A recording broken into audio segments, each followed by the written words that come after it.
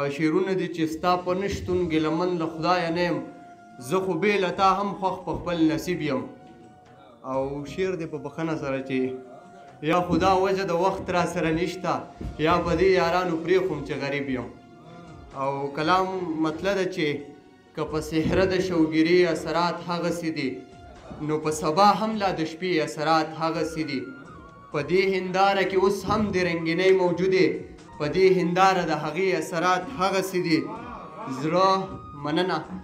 په دې هنداره کې اوس هم د رنګینۍ موجودې، په دې هنداره د هغې اثرات هغسې دي.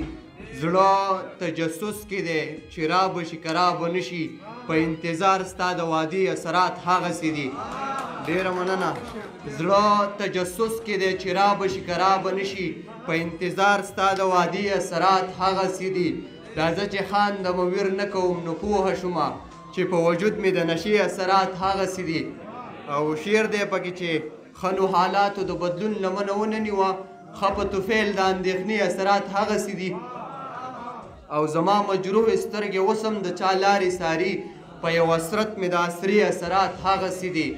ستا د بېلتون عذاب جواده بیخي کم نه شولو، زما په ژوند د علمي اثرات هغسې دي. ډېره مننه.